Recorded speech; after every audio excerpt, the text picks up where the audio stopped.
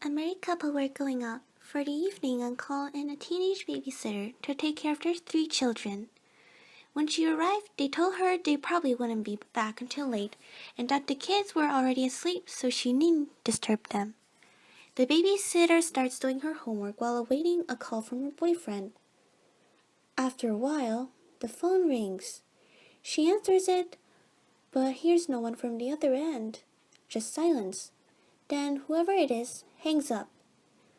After a few more minutes, the phone rings again.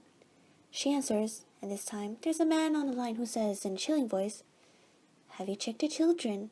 Click.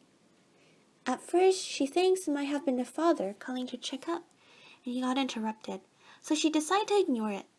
She goes back to her homework, and the phone rings again. "Have you checked the children?" says the creepy voice on the other end. "Mr. Murphy?" she asks, but the caller hangs up again. She decides to phone the restaurant where the parents said they'd be dining, but when she asks for Mr. Murphy, she is told that he and his wife had left the restaurant 45 minutes earlier. So she calls the police and reports that a stranger has been calling her and hanging up. Has he threatened you?" the dispatcher asks. "No," she says. "Well, there's nothing we can really do about that. You could try reporting the prank caller out to the phone company." A few minutes go by and she gets another call. "Why haven't you checked the children?" the voice says. "Who is this?" she asks, but he hangs up. She dials 911. "I'm scared. I know he's out there. He's watching me." "Have you seen him?" the dispatcher asks. She says no. "Well, there isn't much we can do about it," the dispatcher says. The babysitter goes into panic mode and pleads with him to help her. Now, it'll be okay," he says.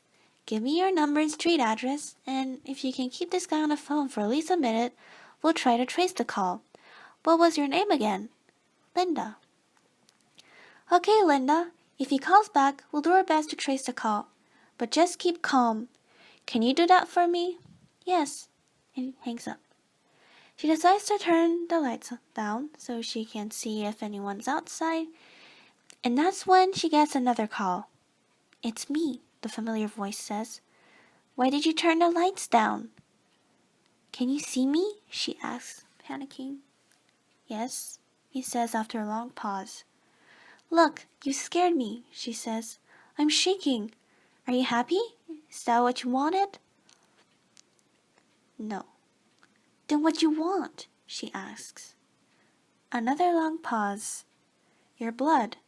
All over me." She slams the phone down, terrified. After immediately it rings again. "Leave me alone," she screams, but it's the dispatcher calling back. His voice is urgent.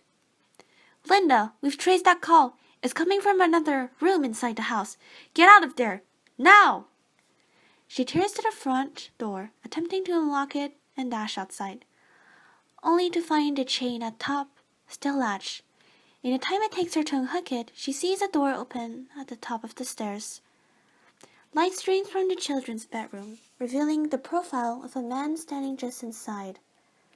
She finally gets the door open and bursts outside, only to find a cop standing in the doorstep with his gun drawn.